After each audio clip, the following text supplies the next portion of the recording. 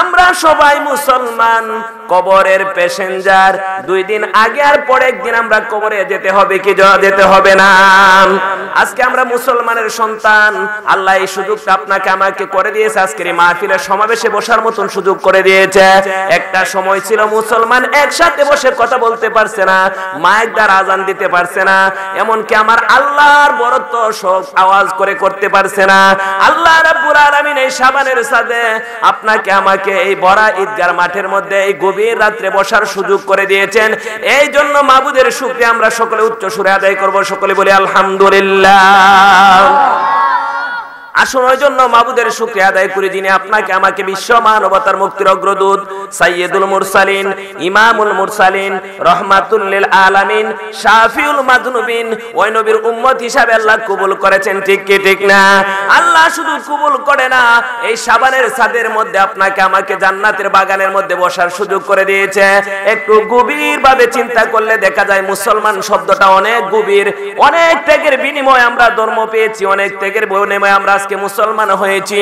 আল্লাহর নবী রাহমাতুল লিল আলামিন যখন মানুষকে কালেমার দাওয়াত দিতে শুরু করে দিলেন, আমার নবী রাস্তা দিয়ে হাইতে গেলে নবীজির আপন চাচা আবু লাহাব, নবীজির আপন চাচা আবু লাহাব আমার নবীর আঘাত করতেন। এমনকি আমার নবীর মাথা মুবারকের মধ্যে আঘাত করার পরে আমার নবীর মাথা মুবারক মাটির মধ্যে লেগে যায়। আমার নবীর চক্ষু মুবারকের পানি ঝরতেছে, চোখ দিয়ে পানি ঝরতেছে, রক্ত থেকে মাথা ঝরতে আর মাথা থেকে রক্ত ঝরতেছে। এমন সময় নবীজির চাচা আম্মা হযরত আমির হামজার স্ত্রী ডাক দিয়ে বলেন, ও রাহমাতুল লিল আলামিন, আপনার চোখ দিয়ে পানি ঝরতেছে, মাথা থেকে রক্ত ঝরতেছে, কারণটা কি? মায়ার নবী দুইটা চক্ষু মুবারক পানি মুবারক ছেড়ে ডাক মারলেন, চাচি আম্মা গো, আমার মা দুনিয়ার জমিনে নাই, আমার বাবা দুনিয়ার জমিনে নাই, আমার দুঃখ বুঝার এই পৃথিবীতে কেউ নাই। আব্বা আম্মা শুইছে যার কইব রে, আব্বা আম্মা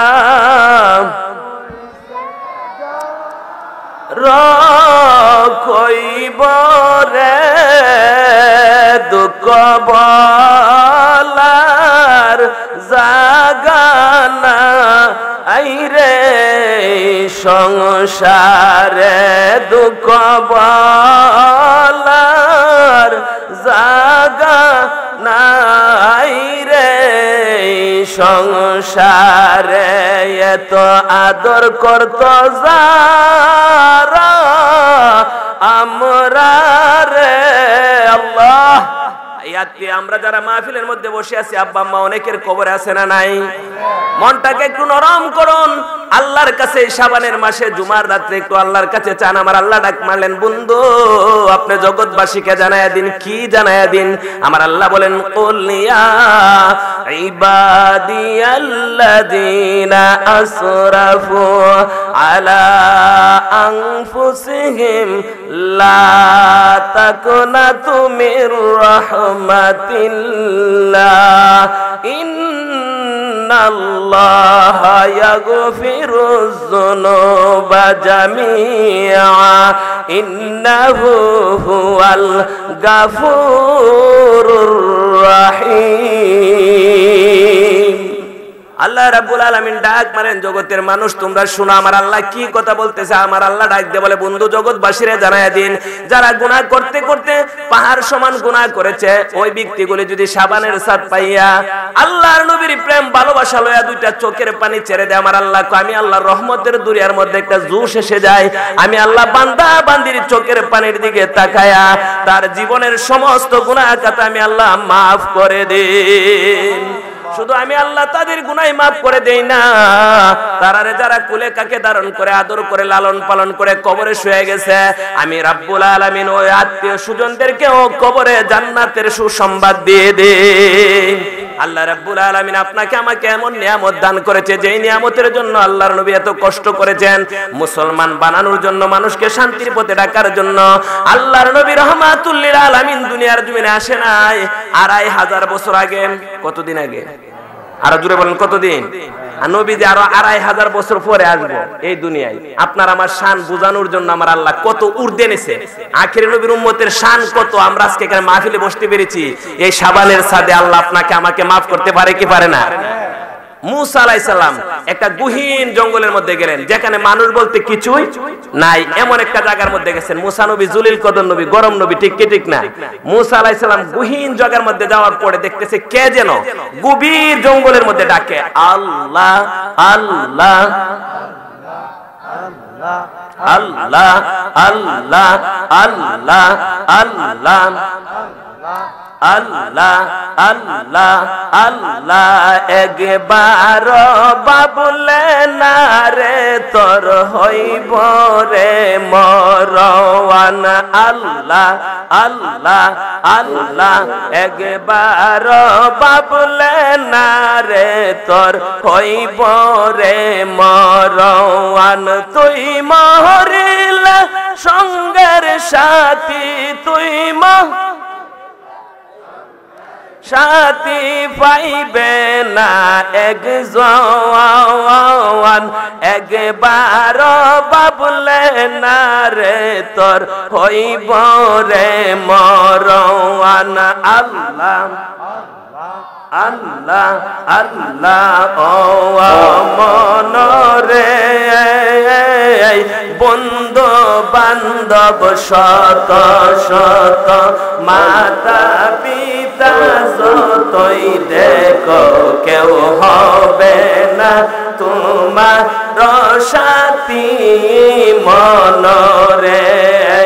আল্লাহ আল্লাহ লা ইলাহা ইল্লাল্লাহু মুহাম্মাদুর রাসূলুল্লাহ সাল্লাল্লাহু আলাইহি সাল্লাম মুসা আলাইহিস সালাম দেখে কোন জায়গার মধ্যে বসে যেন কে যেন আমার আল্লাহকে এতভাবে সুন্দর করে ডাকতেছে। মুসা আলাইহিস সালাম খুঁজতে শুরু করলেন, খুঁজতে খুঁজতে দেখে একটা গর্তের মুখের মধ্যে বসা একটা ব্যাঙে আমার আল্লাহকে ডাকে। মুসা নবী জিজ্ঞাসা করে, ব্যাঙ ওরে ব্যাঙ তুমি আমার আল্লাহর এখানে বৈশাখ কতদিন ধরে ডাকো? মুসা নবী একদিন না দুই দিন না, এই গর্তের মুখে বৈশা আমি ব্যাঙে 400 বছর ধরে আমার আল্লাহকে ডাকতেছি। মুসা আলাইহিস সালাম কো, ব্যাঙ রে তুমি তো আমার চাইতে অনেক দামি হয়ে গেছো, অনেক সম্মানিত হয়ে গেছো। ব্যাঙে ডাক দিয়া কো, মুসা নবী তুমি জানো নি যার জন্য আল্লাহ আসমান জমিন বানাইছে, যেই নবীর জন্য আল্লাহ দুনিয়াটা সাজাইছে, ওই নবীর উম্মতের আমল নামার মধ্যে এক রাত্র ইবাদত করলে আমার আল্লাহ 400 বছরের সওয়াব দান করে দিব। মুসা আলাইহিস সালাম কো, ব্যাঙ রে আমার গোপন কথা তুই শোনায়া দিলে কোন নবীর? কো তুমি কি এখনো জানো না আখিরি নবীর উম্মতের জন্য আমার আল্লাহ এই সম্মান কদর ইজ্জত রেখে দিয়েছে।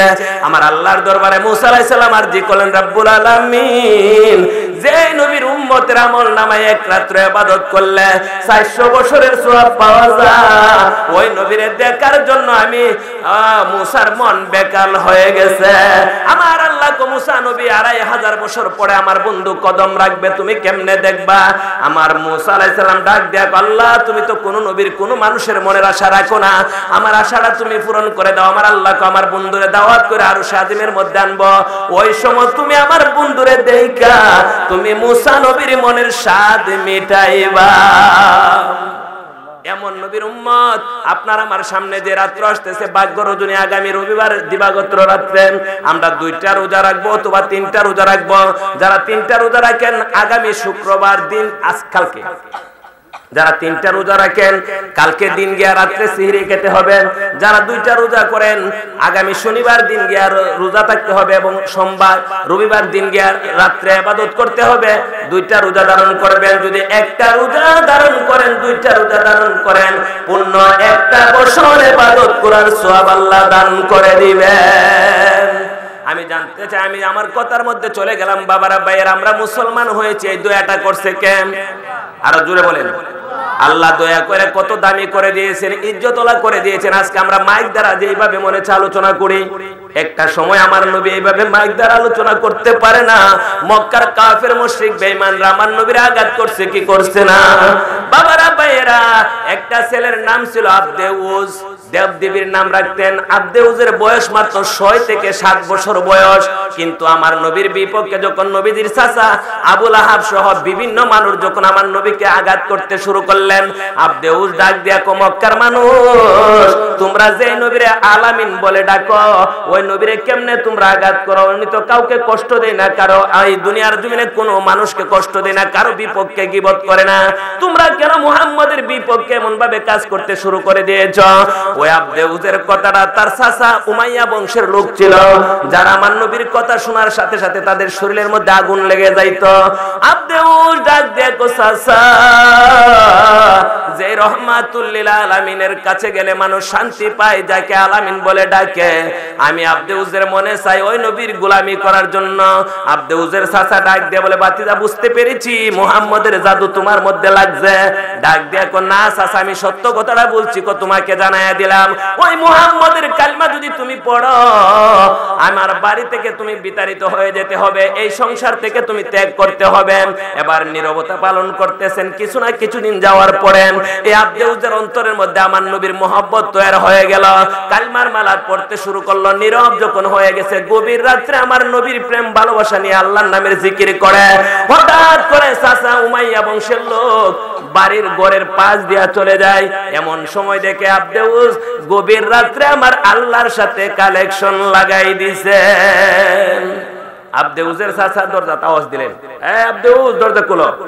এবার দরজা খুললেন। কো চাচা, আব্দেউজ আমি তোমার চাচা, আমি সর্দারি করি, মুহাম্মদের বিপক্ষে থাকি, আর তুমি মুহাম্মদের কালিমা পড়ো, এই কথাটা যদি সমাজের মানুষ জানে তাহলে আমার কিন্তু মানহানি অর্থাৎ আমার ইজ্জতের ক্ষতি হয়।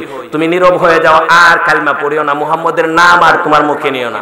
আব্দেউজ ডাক দিয়া কো চাচা, যেই নবীরে দেখলে জাহান্নামের আগুন হারাম হয়ে যায়, যেই নবীর নাম লইলে অন্তরের মধ্যে শান্তি পাওয়া যায়, ওই নবীর নাম একটা মুহূর্তের জন্য আমি আব্দেউজ বলতে পারি না। ও বাতিজা, প্রথমবারের মতো সতর্ক করে দিলাম, তুমি কিন্তু সতর্ক হয়ে যাও।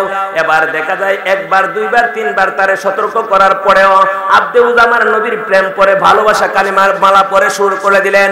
গভীর রাত্র যখন হয়ে গেছে, আমার আল্লাহর সাথে আব্দেউজ কালেকশন লাগায়া জবানটা কইলা কইলা মহব্বতের সাথে আমার আল্লাহকে ডাকে, আল্লাহ আল্লাহ আল্লাহ আল্লাহ আল্লাহ আল্লাহ আল্লাহ আল্লাহ। দমে দমে জপরে নাম আল্লাহ আল্লাহ আল্লাহ। দমে দমে রে নাম আল্লাহ আল্লাহ আল্লাহ। দম তাকিতে সাধন কর, দম তাকিতে কর আল্লাহ আল্লাহ আল্লাহ। দমে দমে জপরে নাম আল্লাহ। লা ইলাহা ইল্লাল্লাহ মুহাম্মাদুর রাসূলুল্লাহ সাল্লাল্লাহু আলাইহি সাল্লাম। আব্দেউজ এবার আমার নবীর কালিমা প্রকাশ্যে বলতে শুরু করে দিলেন। আব্দেউজের চাচা একটা বেত হাতের মধ্যে লইলেন, লয়ে আব্দেউজরে আঘাত করতে শুরু করলেন, মারতে শুরু করলেন। আব্দেউজ জিজ্ঞাসা করে, চাচা আমি কি অন্যায় করেছি, কেন আপনি আমারে মারেন? তো মুহাম্মদের কালিমা পড়ার কারণে তোমার উপরে আঘাত শুরু হয়েছে। যতক্ষণ পর্যন্ত মুহাম্মদের কালিমা না ছাড়বা, ততক্ষণ পর্যন্ত তোমার দেহ থেকে আঘাত দূর হবে না। ডাক দিয়া বলে, চাচা এই দুনিয়াটা কয়েকদিনের দুনিয়া, কুনফিদ দুনিয়া কান্নাকা গারিবুন আও আবিরুস সাবিল। এই মুসাফিরের জিন্দেগি একদিন শেষ হয়ে যাবে, আমি মরতে জানি গো, একটা মুহূর্তের জন্য কালিমা ছাড়তে জানি না। শেষ পর্যন্ত আব্দেউজরে মারতে শুরু করলেন, রক্তাক্ত করলেন, সমস্ত শরীর রক্তে লাল করে দিয়েছেন, সমস্ত শরীর রক্তে লাল করে দিয়েছে মারতে মারতে। এবার বলে, ভাতিজা বুঝতে পেরেছি মুহাম্মদের জাদু তোমার মধ্যে লাগছে, একটা কাজ করো, তুমি তোমার শরীরের কাপড়গুলি খুলো। এবার শরীরের কাপড় গুড়ি খুললেন, এবার ডাক দিয়া বলে বাতিজা তোমার পিন্দনে যে লুঙ্গি অথবা ফ্যান এটা খুলো। চাচা এটা কেন খুলবো? মুহাম্মদের কালিমা বললে বেইজ্জতি করে ছাড়তে হয়। চাচা আমার যত সম্পদ আছে সব আপনারে দিয়ে দিলাম, আমি আপনার কাছে আর কিছু চাই না, সব আপনাকে আমি দিয়ে দিলাম, আমাকে আপনি বেইজ্জতি করবেন না। ডাক দিয়া বলে ওরে আব্দেউস যদি কালিমা না ছাড়ো এই মুহূর্তে তুমি উলঙ্গ হয়ে যাও। ডাক দিয়া কো চাচা যেদিন আমি মৃত্যুবরণ করব ওই দিন তো আমাকে জীবনের উলঙ্গ করে সাদা মার্কিন কাপড় পরাইয়া দিবে। আজকে এই দুনিয়ার জমিনে আমার নবীর কালিমার জন্য আমি শাহাদত বরণ করব, উলঙ্গ হয়ে যাইব, তবে একটা মুহূর্তের জন্য কালিমা ছাড়বো না। এই কথা বলে কাপড়টা যখন উলঙ্গ হইতেছে আল্লাহকে ডাক মারলেন রব্বুল আলামিন একটাই শুধু অপরাধ, তুমি আল্লাহকে এক বলে স্বীকার করার কারণে, তোমার বন্ধুর রিসালাতের কথা বলার কারণে আমি আব্দেউজ উলঙ্গ হয়ে গেলাম। এই কথাটা বলে কাপড়টা যখন খুললেন আমার আল্লাহর আরশটা তরতর করে কাঁপতে শুরু করে দিলেন। এবার আব্দেউজের চাচা ঘর থেকে বাইর হয়ে গেলেন। আব্দেউজ গভীর রাত্র যখন হয়ে গেছে, মা দুঃখিনী যেই বাড়ির মধ্যে থাকে ওই বাড়ির মধ্যে আব্দেউজে চলে গেলেন, যা গভীর রাত্রে মার ডাক মারলেন মা মা গো। মা বলে ডাকটা দিতে দেরি, আব্দেউজের মার ঘুম ভাঙতে দেরি হয় না। মা দরজাটা খোলার সাথে সাথে কম মা একটা কাজ করেন, আমার একটা কাপড় দিন আমার আব্রুরা ডাকার জন্য। একটা ঘর থেকে একটা কাপড় দিলেন, আব্রুরা ডাকলেন। ডাকার পরে জিজ্ঞাসা করে বাবা সমস্ত শরীর তো রক্তে লাল দেখা যায়, কারণটা কি? মা গো আমি কোনো অন্যায় করি না, কোনো অপরাধ করি না, একটাই শুধু অন্যায় করেছি গো মা, রহমাতুল লিল আলামিনের কালিমা পড়ার কারণে আমার চাচা আমারে মারতে মারতে রক্তাক্ত করে দিয়েছে। মা সন্তানের রক্ত দেখা মায়ের অন্তরের মধ্যে সন্তানের মহব্বত বেশি করে তৈরি হয়ে গেছে। ডাক দিয়ে বলে ওরে আব্দেউস মুহাম্মদের কালিমা পড়ার কারণে তোমারে এমন ভাবে রক্তাক্ত করে দিয়েছে, আমি মাও তোমার সাথে ওই মুহাম্মদের কালিমা পড়তে চাই। এবার মা ডাক দিয়া বলে বাবা তোমারে সকাল বেলা লয়া যাইব, আমার নবীর দরবারে তোমারে সকাল বেলা লয়া যাইব। আব্দেউস কো মা আমার শরীরের রক্ত মাখা অবস্থাটা আমার নবীরে না দেখানো পর্যন্ত আমি আব্দেউজের চোখে ঘুম আসবে না। ডাক দিয়ে আমারে লইয়া আমার নবীর নিজ হাতে গড়া মসজিদে নববীর মধ্যে হাজির হয়ে গেলেন। আল্লাহর নবী রহমাতুল লিল আলামিন মসজিদে নববীর মধ্যে ফজরের নামাজ আদায় করেন। সাহাবীদেরকে নিয়ে বসে দেখে দরজার মধ্যে একজন মহিলা এবং একটা অবুঝ সন্তান 7 থেকে 8 বছরের একটা সন্তান বসে আছে, দাঁড়ায় রয়েছে। আল্লাহর নবীর পাশে যায় মা মা গো আপনি এখানে আসছেন কারণটা কি? ওই দুঃখিনী মা দুইটা চোখের পানি ছেড়ে কইয়া রাসূলুল্লাহ আমার ইতিম সন্তানটারে আপনার দরবারে হাজির করে দিয়েছি। আমার মায়ের নবী ডাক দিয়ে বলে মা মা গো আমিও তো ইতিম ছিলাম, আজকে ইতিমের আমার পাশে নিয়ে আসছেন। আমার নবীর বুক মুবারকের মধ্যে আব্দেউজরে লাগায়া দিলেন। আল্লাহর নবীর বুক মুবারকের মধ্যে আব্দেউজ লাগার সাথে সাথে আমার আল্লাহ রাব্বুল আলামিন জিব্রাইলকে পাঠাইলেন, জিব্রাইল আর দেরি কইরো না, আমার বন্ধুরে যায় সালাম দাও আর জানায়া দাও যে আব্দেউজ কালিমার জন্য নিজের জীবন থেকে রক্ত ঝরাইছে, আজকে আপনার দরবারে যা চাইব আমি আল্লাহ রাব্বুল আলামিন তাই দান করে দিব। আমার আল্লাহ যখন জিব্রাইলের মাধ্যমে জানায়া দিলেন, এমন সময় জিব্রাইল আলাইহিস সালাম আমার নবীর দরবারে হাজির। নবী গো আব্দেউজের নামটা আপনি পরিবর্তন করে দেন। এবার নবীজি নাম পরিবর্তন করে তার নাম রাখলেন আব্দুল্লাহ। তার নাম কি?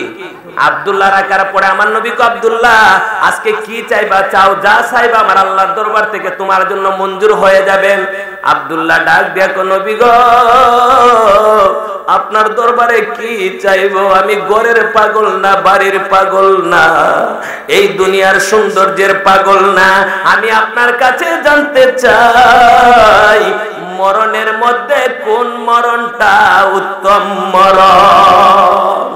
আল্লাহ নবী ডাক দিয়া বলে ওরে আব্দুল্লাহ তুফ তুহফাতুল মুমিনিনাল মাউত। মরণের মধ্যে উত্তম মরণটা হলো শহীদের মরণ।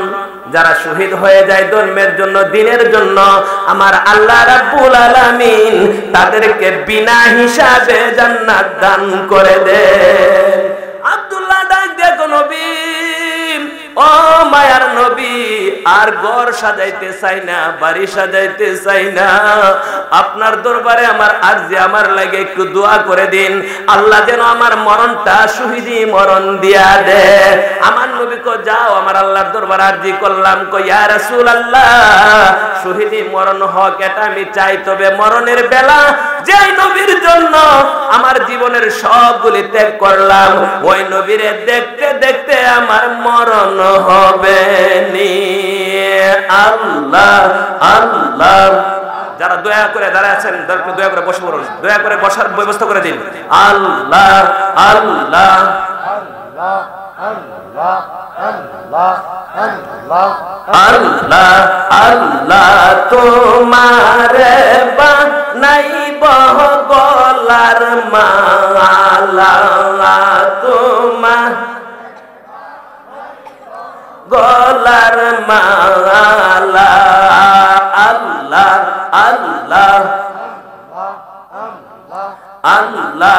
নবী আমরার জীবনের জীবন, তোমার শরণ তলে আমরার হই যেন মরণ।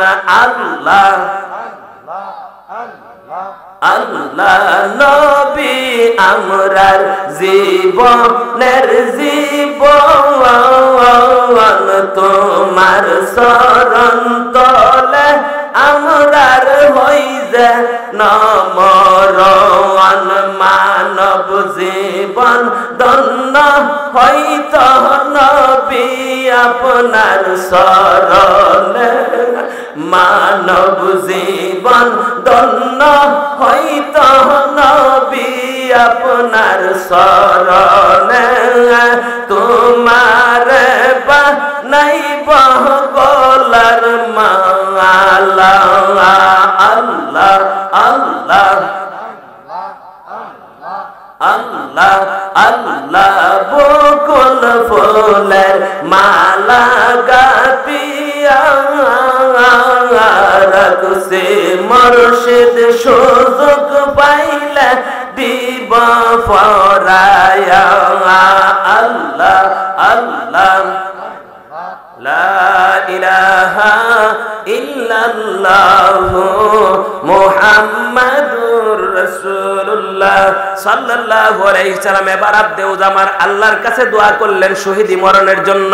আমার আল্লাহ দোয়া কবুল করলেন। যেদিন মাঠের মধ্যে চলে গেলেন যুদ্ধ করার জন্য, যুদ্ধ করতে করতে একটা সময় দুনিয়ার জমিনে পড়ে গেলেন, কিন্তু মৃত্যু হয় না। নবীর সাহাবীরা তারে আমার নবীর সামনে নিয়ে আসলেন। আমার নবীর সুন্দর চেহারা মুবারক দেখতে দেখতে এই দুনিয়ার জমিন থেকে বিদায় হয়ে গেছে। এবার আল্লাহর নবী ডাক দিয়া বলে, ওরে সাহাবীরা আর দেরি কইরো না, তার জন্য জানাজার ব্যবস্থা করে দাও। আমার নবীর সাহাবীরা তার জানাজার ব্যবস্থা করলেন বিনা গোসলে, জানাজার নামাজ পড়ানোর জন্য। আল্লাহর নবী রহমাতুল লিল আলামিন সহ নবীর সাহাবীরা যখন জানাজা পড়ানোর জন্য মাঠের দিকে যাচ্ছেন, এমন সময় দেখে আমার নবী বিদ্যা আঙ্গুলগুলি মাটির মধ্যে লাগায়া লাগায়া একটু সামনের দিকে যাচ্ছে। হযরত ওমর ফারুক ডাক দিয়ে, নবীজি, ও মায়ার নবীজি, আমার আব্বা আপনার আম্মা আপনার কদমের নিচে কুরবানি করে দে। আমি জানতে চাই আজকে আপনি নবী পা মুবারক ভালো করে লাগান না, শুধু বিদ্যা আঙ্গুলগুলি লাগায়া যাচ্ছেন, কারণটা কি? আমার নবী দুইটা চক্ষু মুবারকের পানি মুবারক ছেড়ে করে, উমর তোমরা দেখো না আমার আব্দুল্লাহর জানাজায় শুধু দুনিয়ার মানুষ হাজির হয় না, আমার আল্লাহর কোটি কোটি ফেরেশতা আব্দুল্লাহর জানাজার নামাজে হাজির হয়ে গেছে। এই কালেমার জন্য যারা জীবন দিয়েছে তাদের সম্মান ইজ্জত কদর কে দিয়েছেন? আর জোরে বলেন। ওই নবীর প্রেম ভালোবাসা নিয়ে যারা এই মাহফিলের মধ্যে বসতে পেরেছেন, নিঃসন্দেহে আমার আল্লাহ বলেন, বন্ধু জানায়া দিন লা তাকনাতু মির রাহমাতিল্লাহ ইন্নাল্লাহা ইয়াগফিরুয যুনুবা জামিআ ইন্নাহু হুয়াল গাফুরুর রহিম। ওই নবীর প্রেম ভালোবাসা থাকলে জীবনটা দামি, ঠিক কি ঠিক না? আমার নবীর সাহাবী যার নাম শুনছেন আপনারা, হুযায়ফা রাদিয়াল্লাহু তাআলা আনহু, এই কালিমার জন্য নবীর প্রেমে পড়ে কি করলেন আমার আল্লাহ রাব্বুল আলামিন তারে কি সম্মান ইজ্জত কদর দান করলেন। আমরা মুসলমান, আমাদের সম্মান ইজ্জত কদর দিয়েছেন কে? আরো জোরে বলেন। আমরা মরণের সময় আল্লাহর জান্নাতুল ফেরদাউস দেখতে চাই কি চাই না? আরো জোরে বলেন, চাই কি চাই না? আমরা কেন পীর মাশায়েখের কাছে যাই? আল্লাহ ওয়ালাদের কাছে কেন যাই? দুনিয়া কামাইয়ের জন্য, টাকার জন্য, পয়সার জন্য? আল্লাহ রাব্বুল আলামিন কেন বললেন ইয়া আইয়ুহাল্লাযীনা আমানুত্তাকুল্লাহা ওয়া কুনু মাআস সাদিকিন? তোমরা আল্লাহ ওয়ালাদের কাছে যাও, তোমরা সাদিকিনদের কাছে যাও, যেখানে গেলে আল্লাহ ওয়ালাদের ঠিকানা পাওয়া যায়, যেখানে গেলে আল্লাহ পাওয়া যায়, যেখানে গেলে আমার নবীর ভালোবাসা পাওয়া যায়, যেখানে গেলে আমার আল্লাহর জান্নাত পাওয়া যায়। ঠিক কি ঠিক না? আর জোরে বলেন, ঠিক কি ঠিক না? আরে মেয়ে, আমরা তো অনেক দামি, অনেক দামি, আয়াতের ব্যাখ্যার ভিতরে ঢুকলে অনেক দামি। আমার নবীর সাহাবী হুযায়ফা রাদিয়াল্লাহু তাআলা আনহু আমার নবীর সামনে থাকেন, আমার নবীর সামনে মসজিদে নববীর মধ্যে বসেন। আমার নবীর সব সময় তাকে দেখে হঠাৎ করে একদিন আল্লাহ নবী বলেন, হুযায়ফা, আগামী কাল যুদ্ধের ময়দানে সেনাপতির দায়িত্ব তুমি গ্রহণ করতে হবে। আমার নবীর জবান দিয়ে বাহির হয়ে গেছে, তালাশ করে দেখে আজকের এই মাহফিলের মধ্যে, আজকের এই মসজিদে নববীর মধ্যে হুযায়ফা নাই। আমার নবীর জবান দিয়ে কি হয়ে গেছে? বাহির হয়ে গেছে। আগামী কাল যুদ্ধের ময়দানে সেনাপতির দায়িত্ব কে গ্রহণ করবে? হুযায়ফা রাদিয়াল্লাহু তাআলা আনহু। এই কথা বলার পরে আমার নবী কো, যাও দেখো হুযায়ফা কোথায় আছে, যায় দেখে আজকে তার দাম্পত্য জীবন শুরু করতে, অর্থাৎ বিবাহ করাইতেছে তারে। আয়েশা সাহাবী বলতেছে, ইয়া রাসূলুল্লাহ, আজকে তার বিবাহের ব্যবস্থা করেছে, অন্য একটা গ্রামের মধ্যে তার বিবাহ হইতেছে, তার আত্মীয় স্বজনরা তার দাম্পত্য জীবন শুরু করতেছে। আমার নবী একটা কাগজ হাতের মধ্যে লইলেন, লইয়া লিখলেন আনা মুহাম্মাদুর রাসূলুল্লাহ সাল্লাল্লাহু আলাইহি ওয়াসাল্লাম। চিঠির মধ্যে লিখলেন, হুযায়ফা যেখানেই থাকো তাড়াতাড়ি করে আমি নবীর সামনে চলে আসো, কারণ আমি নবীর জবান দ্বারা তোমার নাম আগামী কাল যুদ্ধের ময়দানের সেনাপতির দায়িত্ব আমি বলে দিয়েছি। এই কথা বলার পরে চিঠিটা লইয়া একজন সাহাবী দৌড়ে শুরু করলেন। যে গ্রামের মধ্যে বিবাহ হইতেছে, হুযায়ফার বিবাহ শেষ হয়েছে, ইমাম সাহেব দোয়া করতেছেন। এমন সময় চিঠিটা দরজার মধ্যে লয়ে দাঁড়ায় রইছে। এমন সময় আল্লাহর নবীর সাহাবী হুযায়ফা রাদিয়াল্লাহু তাআলা আনহু দেখেন তার সামনে নবীর সাহাবী একটা কাগজ নিয়ে দাঁড়ায় রইছে। হুযায়ফা ডাক দিয়ে বলে, ভাই আপনি কি কাগজ নিয়ে দাঁড়ায় রইছেন? আমার নবীর হাতের সিডি। কন্যা সুবহানাল্লাহ। কার হাতের সিডি? আমার নবীর হাতের সিডি। সিডিটা দেইকা সাইরা দুইটা চোখের পানি জোর জোর করে ছেড়ে দিয়েছে। আদরের আব্বা আম্মা, আত্মীয় স্বজন, প্রতিবেশী যারা গেছে বিবাহের মধ্যে, তাদেরকে বলে আপনারা এখানে যাই কিছু করেন করেন, আমার নবীর হাতের চিঠি চলে আসছে। আমি যদি এখানে দেরি করি আমি হুযায়ফার জীবনটা ব্যর্থ হয়ে যাবে। দুনিয়ার সব চাইতে আমার নবীকে যদি ভালোবাসা না দেওয়া যায় ঈমানদার হওয়া যায় না। আমার নবীর চিঠি চলে আসছে, আমি যদি দেরি করি, আমার নবী যদি কষ্ট পায়, আমার নামাজ রোজা তাসবিহ তাহলিল সব ব্যর্থ হয়ে যাবে। ও আত্মীয় স্বজনরা তোমরা থাকো, আমার নবীর দরবারে আমি হাজিরা দিতে হবে। এই চিঠিটা লইয়া মসজিদে নববীর মধ্যে দৌড়তে শুরু করলেন। আমার নবী যায় দেখে মসজিদে নববীর মধ্যে দাঁড়াই রইছে। হুযায়ফা যায় আমার নবীর কদমের মধ্যে পড়ে, কো নবী গো, ও মায়ার নবী, আজকে আমি দাম্পত্য জীবন শুরু করে দিয়েছি, এই জন্য আপনি কষ্ট পেয়েছেন, আপনি আমারে মাফ করে দিন। আমার নবীর কদমের মধ্যে পড়ে কান্দে, নবী আপনি আমারে মাফ করে দিন। আমার নবী তার দুইটা হাতের মধ্যে ধরে টান দিয়া আমার নবীর বুক মুবারকের মধ্যে লাগায়, কো হুযায়ফা রে, আমি নবী দেখতেছি আগামী কাল যুদ্ধের ময়দানের সেনাপতির দায়িত্ব তুমি গ্রহণ করেছ। একটা সময় আমি নবীর ভালোবাসা লইয়া এই ইসলামের জন্য, শান্তির জন্য, হকের জন্য তুমি যুদ্ধের ময়দানে শাহাদত বরণ করবা। আমার নবী ঘোষণা করে দিলেন আগামীকাল যুদ্ধের ময়দানে সেনাপতির দায়িত্ব তোমাকে দেওয়া হইল, যুদ্ধ করতে করতে একটা সময় তুমি মৃত্যুবরণ করবা। এই কথা বলার পরে হুযায়ফা কয়, ইয়া রাসূলুল্লাহ, চলে আসছি, আর বাড়িতে যাওয়ার দরকার নাই, এই অবস্থায় আমি শাহাদাত পেয়াল করতে চাই, শাহাদাত গ্রহণ করতে চাই। আমার নবী কয়, না, আমি তো রাহমাতুল লিল আলামিন, আমার দ্বারা এই কাজটা হবে না। একটা কাজ করো, যত তাড়াতাড়ি পারো তোমার যার সাথে তোমার বিবাহ হয়েছে তার কাছ থেকে তুমি বিদায় নিয়ে আসো। হুযায়ফা ডাক দেয়া, কোন বিগো,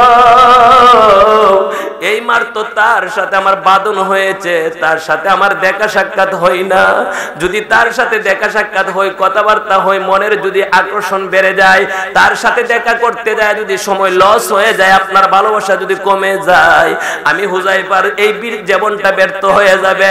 আমার নবী কো, যাও হুযায়ফা, যতক্ষণ পর্যন্ত তুমি না আসবা আমি নবী রাহমাতুল লিল আলামিন এই মসজিদে নববীর মধ্যে হাজির থাকব।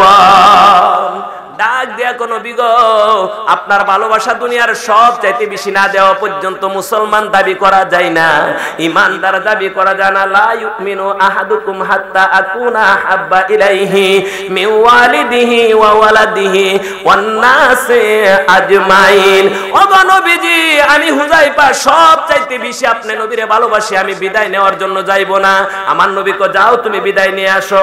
আমার নবীর কথা মতে একটা উটের মধ্যে উঠা যেই বাড়িতে বিবাহ হয়েছে এই বাড়ির দরজায় গিয়া তার স্ত্রীর নাম ধরে ডাক মারলেন। ডাক দেওয়ার সাথে সাথে তো আড়াল থেকে উত্তর দিলেন, স্বামী কেন আসছেন, কেন আমাকে ডাকছেন? ডাক দেয়া, কই, স্ত্রী, আগামীকাল নবীর কথা মতে আমি যুদ্ধের ময়দানে চলে যাইব।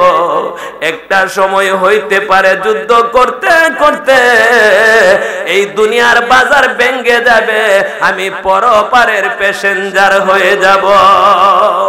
ডাক দেখো, স্বামী, আমার নবীর মহব্বত নিয়ে যদি আপনি যুদ্ধের ময়দানে চলে যান আর যদি যুদ্ধ করতে করতে শাহাদাত বরণ করেন, আমি কাল হাসরের ময়দানে আপনার কেমনে চিনব, কি দিয়ে আপনার পরিচয়টা আমি দিব?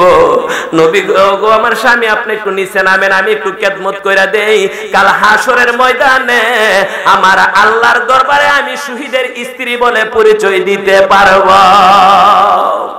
ডাক দেওয়ার সাথে সাথে হুযায়ফা বলে, ও গো স্ত্রী, আর দেরি করো না, নবীজি মসজিদে নববীর মধ্যে অপেক্ষা করতেছেন, আমার জন্য তুমি আমার তাড়াতাড়ি করে বিদায় দিয়ে দাও।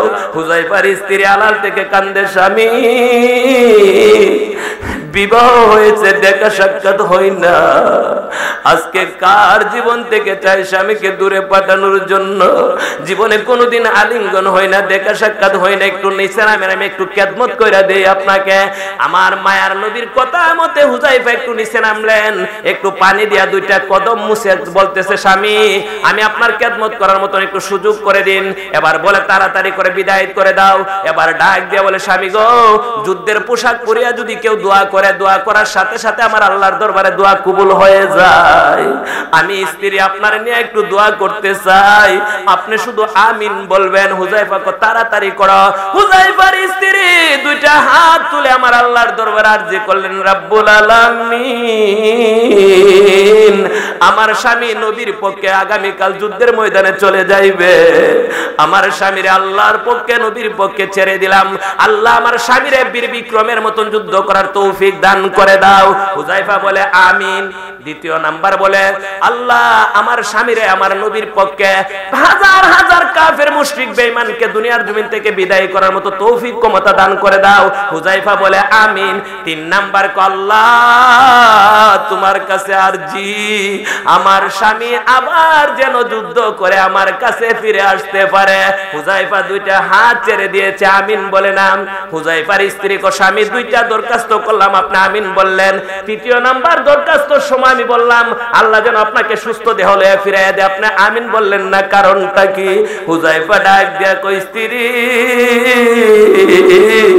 তুমি শুনো, আমার নবী বলছে আমি শাহাদাত বরণ করব, আর তুমি বলতেছো আমি ফিরে আসার জন্য। আমি যদি আমিন বলি আর যদি ফিরে আসি, আমার নবীর কথাটা মিথ্যা হয়ে যাবে।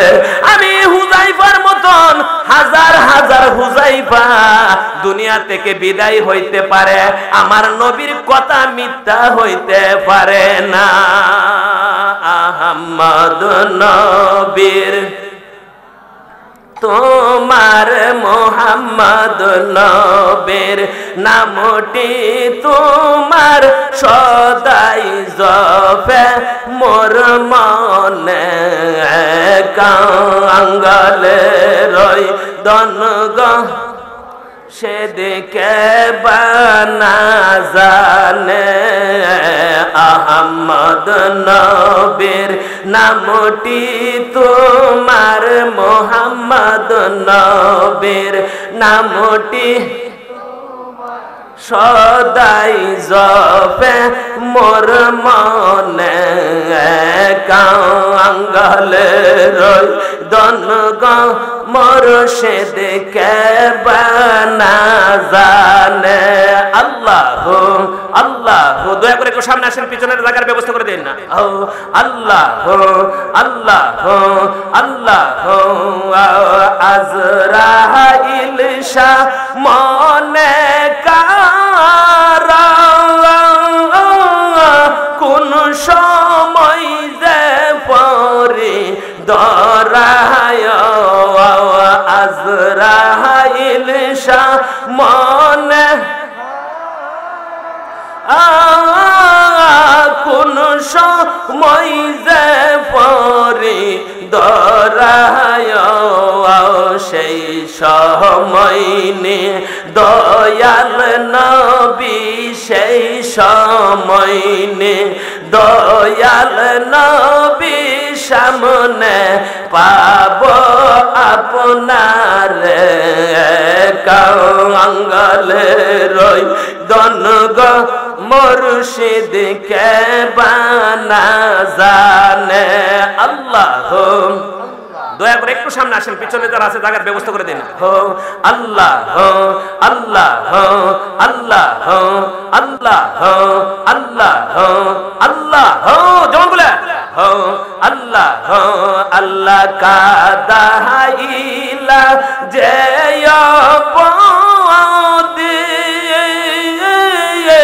বাসাইলে হয়তো নদিয়া আল্লাহ আল্লাহ সেই নদীর স্রোতের জলে সেই নদীর স্রোতের জলে বাসায়ানে আমার কাঙ্গালে রই দনগ মুর্শিদ কে বানা জানে আল্লাহ। দয়া করে যারা যারা আছেন বসে পড়ুন। আল্লাহ আল্লাহ আল্লাহ আল্লাহ আমরা পয়রাসি শরণের তলে উদ্ধার কইরা লও আমরা রে পয়রাসি শরণের উদ্ধার কইরা লও আমরা রে আল্লাহ আল্লাহ। আমি যে কথাটা বলতেছিলাম, হুযায়ফা যুদ্ধের ময়দানে চলে গেলেন, যুদ্ধ করতে করতে একটা সময় শাহাদাত বরণ করেছে। দালদা নদীর কিনারে তার কবরস্থান হয়ে গেছে। একদিন না দুই দিন না 1350 বছর পরে ওই হুযায়ফার লাশটা যখন দালদা নদীর মধ্যে ভেসে যাইবে, স্বপ্ন যুগে দেশের বাদশাকে দেখাইতেছেন, বাদশা রে আমি নবীর একজন আশিক, নবীর একজন গোলাম, আমার লাশটা দালদা নদীর মধ্যে ভেসে যাইবে, আমারে তুমি এখান থেকে তুলে অন্য জায়গায় নিয়ে যাও। কত বছর পরে? 1350 বছর পরে স্বপ্ন যুগে দেশের বাদশারে দেখাইতেছে, বাদশা আমি নবীর একজন প্রেমিক হুযায়ফা, 1350 বছর আগে আমি শাহাদাত বরণ করেছি, আমার লাশটা দালদা নদীর মধ্যে ভেসে যাইবে, যত তাড়াতাড়ি পারো আমার এখানে উঠায়া অন্য জায়গায় নিয়ে যাও। একদিন দুই দিন তিন দিন স্বপ্ন দেখলেন, কিন্তু তারপরে স্বপ্ন ভুলে যায়। ওই দেশের মুফতি আজমকে 3 দিন দেখানোর পরে একটা ঘোষণা দিয়ে দিলেন, আগামী 10 তারিখ লাশ উঠানো হবে। বাবা ঘোষণা দেওয়ার সাথে সাথে লক্ষ লক্ষ মানুষ দালদা নদীর কিনারে হাজির হয়ে গেলেন। আমার নবীর প্রেমিক, আমার নবীর আশিক হুযায়ফার লাশটা তোলার সময় বাদশা বলতেছে, আমি দেখি এই লাশটার অবস্থা কেমন। বাদশা বলতেছে, জগতের মানুষ, আমার নবীর প্রেমিক হুযায়ফা 1350 বছর আগে শুইছে, আমি দেখতেছি এখন পর্যন্ত তার মাথা থেকে আল্লাহ রাব্বুল আলামিন পানি জড়াইতাছে। কাফনের কাপড় তো মাটি ধরবো দূরের কথা, 1350 বছর পরেও দেখে গোসল দেওয়ার পরে যে পানি ঝরে, এই পানি ঝরতেছে। আমার নবীর পক্ষে থেকে মরতে পারলে লাভ না লস? আসলে আমি যে কথাটা বলতেছিলাম, আল্লাহ রাব্বুল আলামিন বলে, বন্ধু আপনি ঘোষণা করে দিন, ইজা মাতাল ইনসানু ইনকাতা আনহু আমালাহু ইল্লা মিন সালাসাতিন ইল্লা মিন সাদগাতিন জারিয়া আও ইলমিহি ইয়ানতাফিউ আও ওয়ালাদিন সালিহিন। আল্লাহ রাব্বুল আলামিন আমাদের সকলকে সালিহিন মুত্তাকিন হওয়ার তৌফিক দান করুক। আমি আমার অসমাপ্ত আলোচনা সমাপ্ত করে দোয়া চেয়ে সকলের কাছ থেকে বিদায় আরজ করছি। আসসালামু আলাইকুম।